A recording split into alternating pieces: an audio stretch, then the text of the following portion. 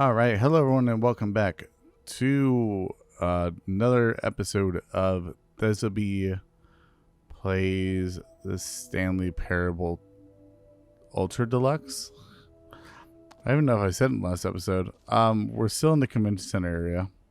I just want to keep on playing through the convention area. Of the Stanley Parable was that it was confusing and paradoxical, that it engendered a chaotic sense of reckless despair in those who played it. Well, Wait, I'm happy to say that after much consideration, I've engineered a clever solution to this fundamental there is problem no... with the game. It's the Stanley Parable Reassurance Bucket. You see, Stanley, anytime you're holding the bucket, a sense of calm and ease will fill your mind and your heart. It's true. Okay. As long as you hold on to the bucket, the many disorienting contradictions of the Stanley Parable will feel perfectly normal and perhaps even comforting.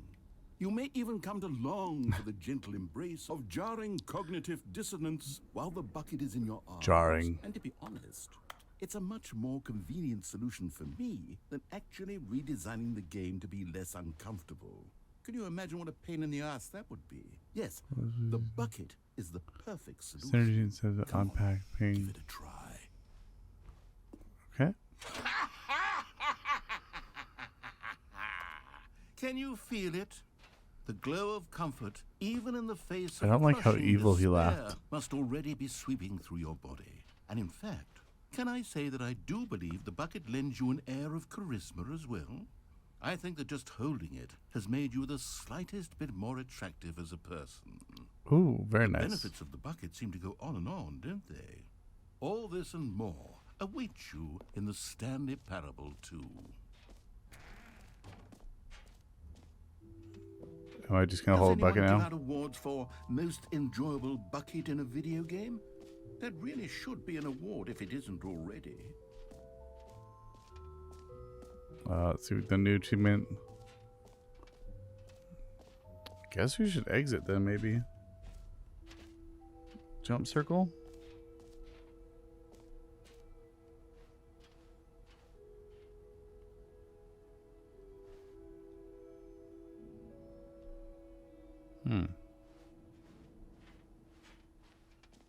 Oh, here's jump circle. You know what? Let's bring the jump circle back for Stanley Parable 2 as well. It's... Oh, wait. You already spent all your jumps the first time we saw the jump circle. Oh, well. I suppose it can just be a nice decorative piece, then. Damn it.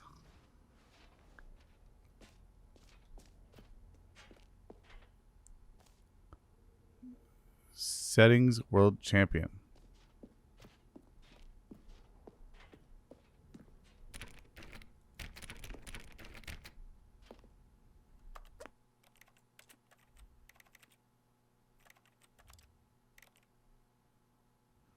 Is there...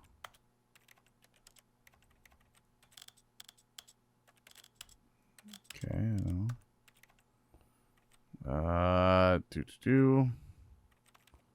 Profile high controls, maybe?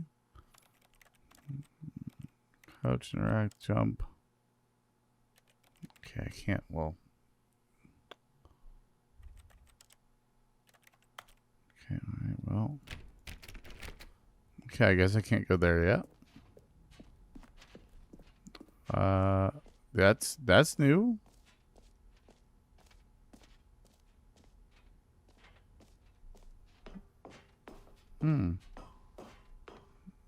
Epilogue. Epilogue would be fun, wouldn't it, Stanley? Yes, it will go at the end of the, well, we'll figure that out later.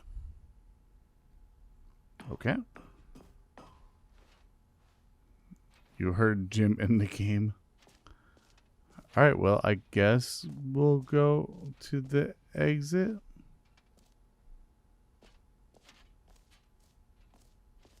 Doesn't work. What's it doing? Oh. There we go. Alright. And we'll just walk on through to the exit. All right, Have you seen everything you wanted to? Ready to move on now? Yes.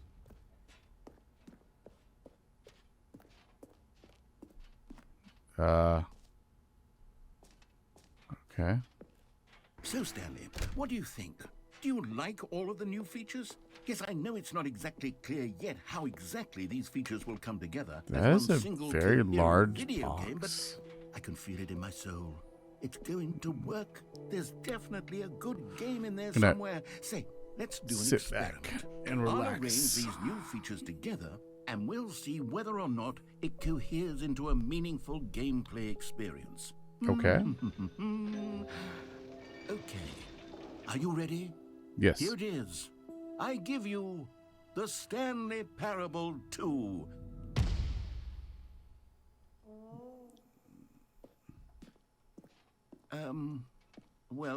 I mean, there's potential here, right? It's sort of... Okay, never mind. Hold on. Let me do a different arrangement. Okay. Okay, yes, this is much better. I feel good about this. Here we go. I know you can do a narrator. Version 2. Who am I kidding, Stanley? This isn't a coherent video game at all. It's a lot of gags. And I do very much enjoy creating gags, but they don't add up to anything. I wanted more than anything to create a sequel that would capture all the magic of the first game. I wanted fans to love it. No matter how good these gags are, they won't stand on their own. They would need the structure and the gameplay of the original. Wait, maybe that's it. I can take the original Stanley Parable and simply, well, insert a few of my new features into it. Tastefully, of course. With respect. With care for the vision and integrity of the original game. It's true, we Would could. it possibly work? I suppose it could. But it would need a really, really tremendous title screen. A title screen that says with bold and uncompromising conviction, "This is the Stanley Parable 2. Let me see if I can whip something up. All right, perfect. Go ahead. Take a look.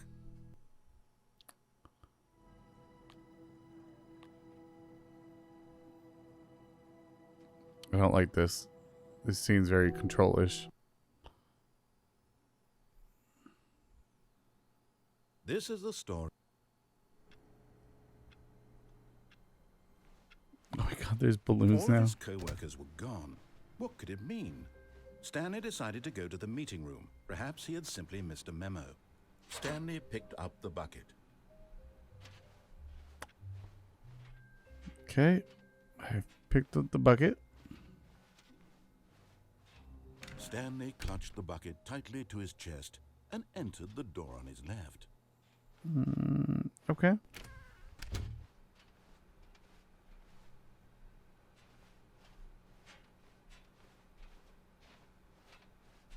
Still no one was here.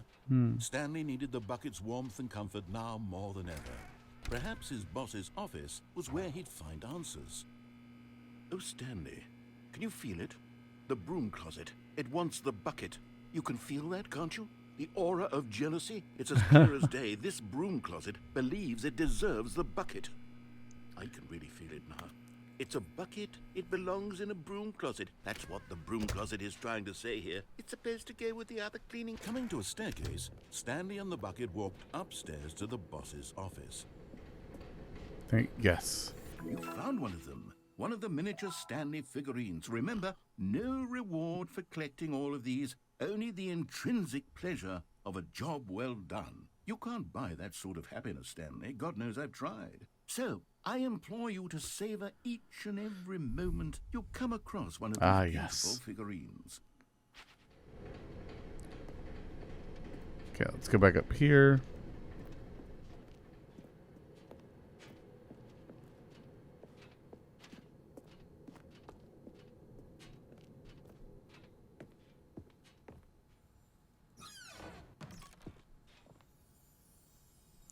Oh. Another miniature Stanley figurine. This, you know, there really must be a snappier name for these things. What about mini stands? Stanley figs? Or what about Stanlerines? Yes, I think I like that. Another Stanlerine under your belt.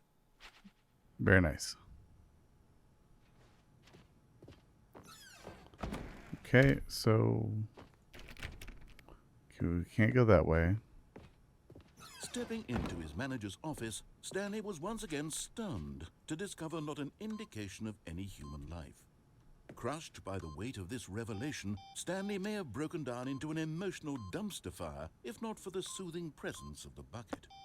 Even now, in his darkest of hours, did the bucket's warmth and guiding light pierce the dark clouds of confusion and chaos. It would be with him always. The bucket would, and he knew it. The two of them were inseparable. At this point, Stanley was so absorbed in the tender spiritual connection he shared with the bucket that he didn't notice the keypad behind the boss's desk. Nor in his bliss of simply being near the bucket did he have any notion that the PIN number for the keypad was 2845. But Stanley guessed the correct code by sheer luck. Was it that the bucket knew all along? Was the bucket guiding him? Yes, this is certainly the most logical explanation.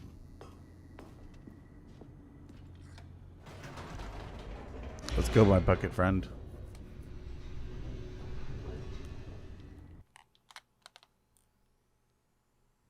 The elevator raced downward, plummeting towards an unknown fate. The unknown fates. It would be all Stanley could do to keep himself together, if not for the bucket. Soothing him, comforting him, reassuring that in this darkest moment of uncertainty, he would be all right. The bucket is here for you, Stanley. Everything will be fine. Thank God. Thank God for the bucket. Stanley and the bucket walked straight ahead through the large door that read, Mind Control Facility. Okay. The lights rose on an enormous room packed with television screens. What horrible secret did this place hold? Stanley and the bucket both wondered to themselves. Also, the bucket has joined me in this this narrative. The monitors jumped to life, and Stanley nearly dropped the bucket in shock. Everyone in the office was being videotaped, monitored like guinea pigs. The bucket had never seen anything like this, and it very nearly burst into tears as Stanley cradled it gently, reassuring it that everything would be fine. I'm your bucket.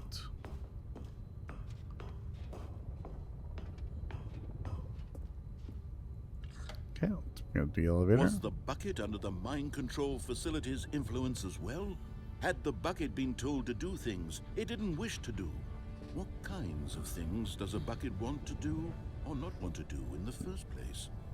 These questions raced furiously in Stanley's feeble mind. You know, he's not wrong. What does a bucket do? But hold things. There we go. No! He screamed into the bucket. He couldn't accept it. His own life in someone else's control, never! He squeezed the bucket tighter. His one friend in the entire world. At this point, he could trust no one except for the bucket. What about the narrator, though? But here was the proof. The heart of the operation. Controls labeled with emotions, happy or sad or content. Walking, eating, working, all of it monitored and commanded from this very place. And as the cold reality of his past began to sink in, Stanley decided that this machinery would never again exert its terrible power over another human life. For he and the bucket would dismantle the controls for good. Two best friends, Stanley and the bucket, up against the world. They high-fived in a really cool way, and the bucket made a sassy comment about taking down the system.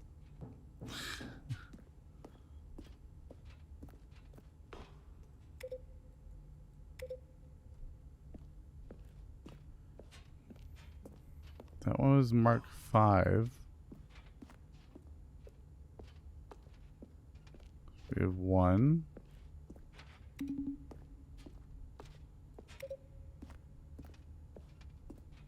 2.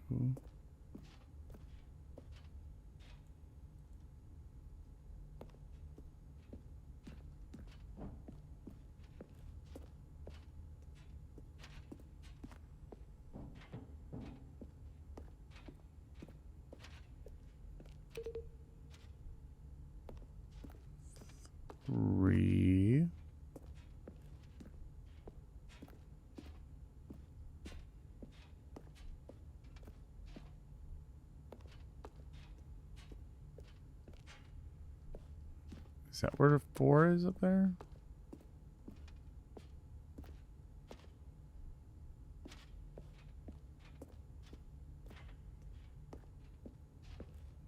Looking for 4.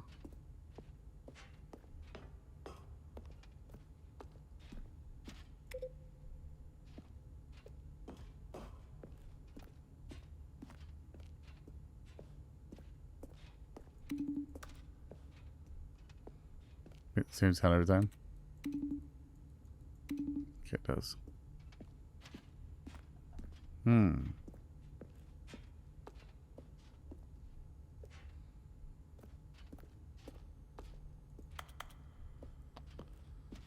Wonder how I can get, I don't know, maybe like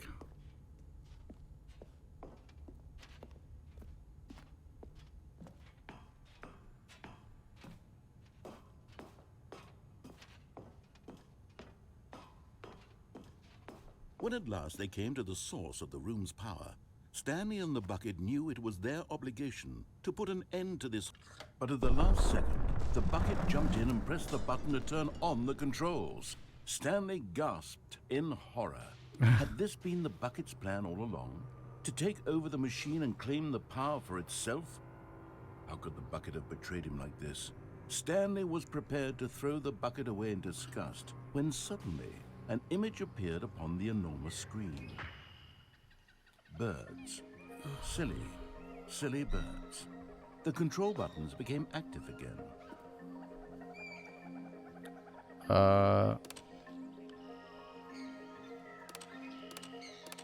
Stanley flipped through one video of silly birds after another, and then it dawned on him.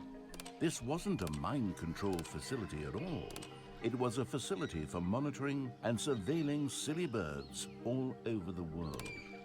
The mind controls were only a facade to disguise its true intentions. Had the bucket known this all along? Stanley marveled at the metal genius in his hands, the one who had pointed him towards this incredible discovery.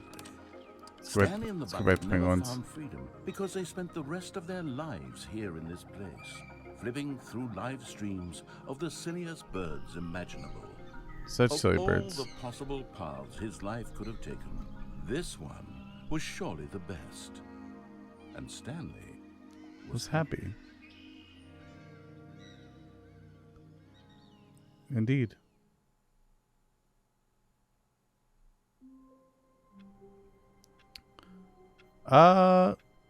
Okay. That was a short one, I think. We'll end it right there for this one. Because last episode was like, this probably be edited down. It's probably about 40 minutes long, 45 minutes long. So we'll keep this one short. I got a couple more videos to record today, so I want to save my voice. So I will see you guys all in the next episode. Bye, everybody.